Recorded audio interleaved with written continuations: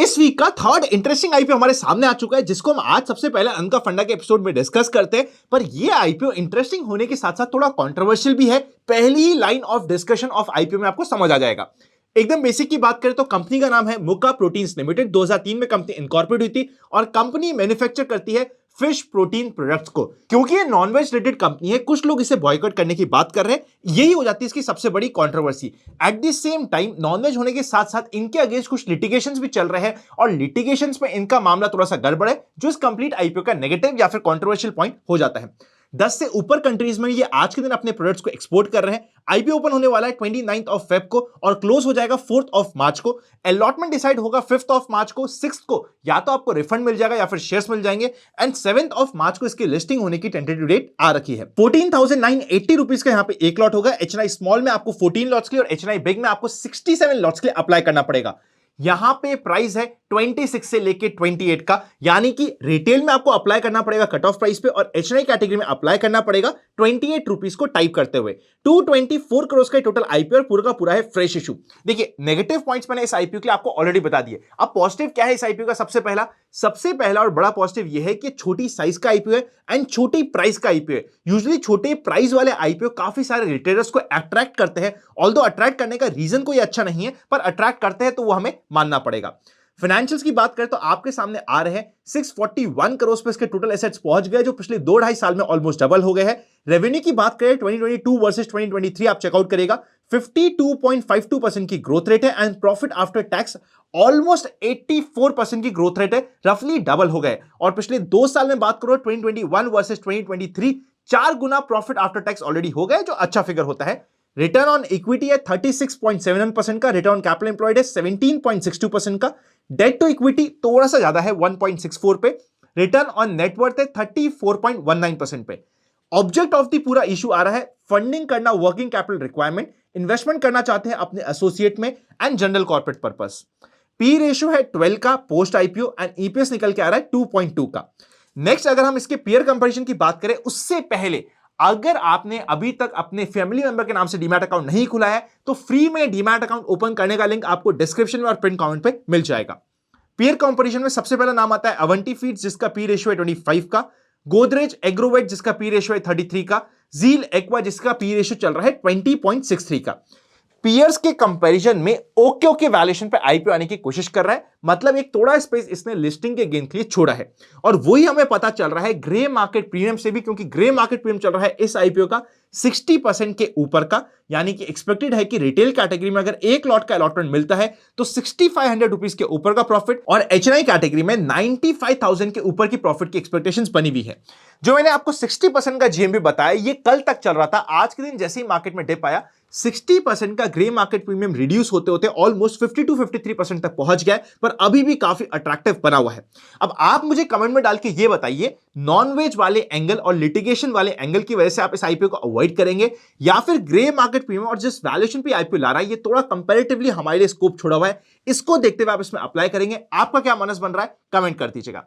चलते हैं next part पर जिसमें काफी कुछ इंपॉर्टेंट डिस्कशन करना है, एक्सपेक्टेशंस फ्रॉम टुमारोज मार्केट पे। जनरल मार्केट ट्रेंड अभी भी अप ट्रेंड में बना हुआ है। एफआईएस और डीएस के अगर आप डेटा चेकआउट करोगे तो एफआईएस ने 1500 करोड़ की सेल करी थी कल के दिन, जो एक मेजर फिगर होता है, पर डीआईएस ने 2800 करोड़ की परचेस करी थी। यही चल रही है दोनों की लड़ाई। अब सबसे पहले हम बैंक निफ्टी को डिस्कस करते हैं और डेली कैंडलस्टिक में आपको एक इंटरेस्टिंग ऑब्जर्वेशन बताता हूं जो आपको समझ आएगा। देखिए अभी तक क्या हो रहा है, मार्केट में सेलिंग तो आई है, इससे पहले भी आप चेकआउट करोगे ना तो मार्केट में सेलिंग आई है, पर सेलिंग के बाद आपको कंटिन्यूएशन नहीं मिला है, वापस से आपको ग्रीन कैंडल मिलते हुए बाउंस बैक मिल रहा है। यहां पे आपको एक अच्छी सेलिंग मिली पर सेलिंग आती वापस से बाउंस बैक। तो अभी क्या हुआ है, आज के दिन मार्केट ने सेलिंग दिखाई है, पर ये सेलिंग इंपॉर्टेंट नहीं है। अगर मार्केट को यहां पे कंटिन्यू आने वाले 10 दिन 15 दिन के लिए कंफ्यूजन में जाना है तो यहां पे फॉलो थ्रू इंपॉर्टेंट होगा, जो हमारे लिए देखना इंपॉर्टेंट होने वाला है, चाहे वो निफ्टी हो चाहे बैंक निफ्टी हो, कभी भी आपको कंटिन्यूएशन कैंडल नहीं मिली है। अब इसी इंपॉर्टेंट ऑब्जर्वेशन को ध्यान में रखते हुए सबसे पहले निफ्टी को डिस्कस करते हैं बेस्ड ऑन आज का प्राइस एक्शन। देखिए कल के फंडा में हमने क्या डिस्कस किया था, जब तक मार्केट में 22,080 का लेवल निफ्टी में और बैंक निफ्टी में हमारी लाइन थी 46,300, इसके नीचे नहीं जाएगा तब तक मैं शॉर्ट नहीं करूंगा, because overall price action positive बना हुआ था, पर जैसे इसके नीचे जाता है हमारे लिए शॉर्ट की अपॉर्चुनिटी बन जाती है। और इंपॉर्टेंट प्राइस एक्शन का रूल यह भी कहता है, जिसको आप ध्यान रखिएगा, कि अगर आपका एक इंपॉर्टेंट सपोर्ट ब्रेक होता है तो फिर वो आपके लिए रेजिस्टेंस के जैसे काम करता है।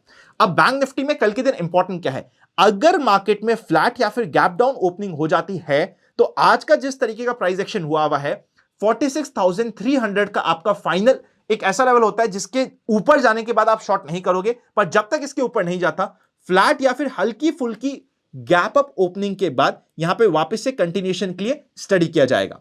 बहुत सिंपल सा प्राइस एक्शन है और सिर्फ यही है। अगर मार्केट बहुत मेजर गैप अप हो गया तो फिर आपको प्राइस एक्शन डेवलप होने का वेट करना पड़ेगा और डेवलप होने के बाद जिस समय का जो प्राइस एक्शन बन रहा होगा उसके थ्रू ही आपको काम करना होगा।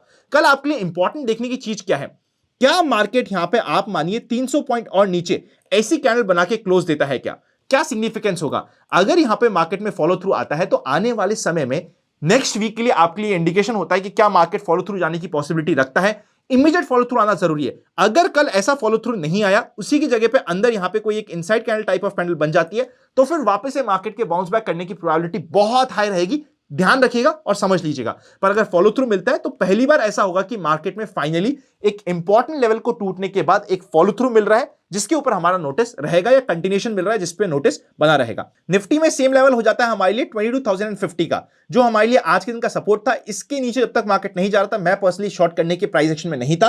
रैंडमली यहां पे अगर किसी ने शॉर्ट किया तो उसको मिल गया अच्छा प्राइस एक्शन, पर ये कोई लॉजिक नहीं था जिसमें आप शॉर्ट कर पा रहे हो। यहां पे शॉर्ट करना बनता नहीं था, बट 22,050 का टूटते यहां पे हमारे लिए मार्केट में प्राइस एक्शन इमीडिएटली नेगेटिव बन गया था। I was by the way expecting कि आज के दिन बाउंस बैक आ जाएगा तो वो बेटर रहता हमारे लिए आने वाले समय के लिए, पर नहीं आया। ठीक है, market is always supreme and we have to accept it कि हमारी एक्सपेक्टेशन से कुछ अगेंस्ट में काम हो गया है। अब यहां पे आज के दिन हमारे लिए क्या इंपॉर्टेंट है, जब तक मार्केट 22,050 को क्रॉस करके ऊपर नहीं जाता है एक बार के लिए, कल के लिए मैं यहां पे कोई पॉजिटिव काम करने के लिए वेट करूंगा। और अगर यहां पे फॉलो थ्रू मिलता है तो नेक्स्ट आने वाले 7 दिनों के लिए थोड़ा सा आपके लिए माइंडसेट कॉशन वाला हो जाना चाहिए, थोड़ा संभल के काम करना चाहिए। कल अगर मार्केट फ्लैट या फिर हल्की फुल्की गैप ओपनिंग देता है तो फिर कंटिन्यूएशन के लिए काम होता है जिसमें फाइनल लेवल हमारा 22,050 का रह जाता है। बहुत सिंपल प्राइस एक्शन है जो मैंने आपके सामने प्रेजेंट कर दिया है। अगर मेजर गैप अप हो जाता है यानी कि 22,050 के ऊपर का गैप अप हो जाता है जहां पे हम क्लोज हुए वहां से 75-80 पॉइंट्स का, फिर इमीडिएट प्राइस एक्शन देखते हुए वहां पे काम करना पड़ेगा। इमीडिएटली आपको देखना पड़ेगा किस साइड का डायरेक्शन बन पा रहा है। अगर आप एक इंपॉर्टेंट वीडियो चेकआउट करना चाहते हैं तो आपकी स्क्रीन पे है एक आरएसआई की स्ट्रैटेजी मैंने आपके लिए प्रेजेंट करी है, इसे चेकआउट जरूर कर लीजिएगा, काफी काम आएगा। सी यू वेरी सून।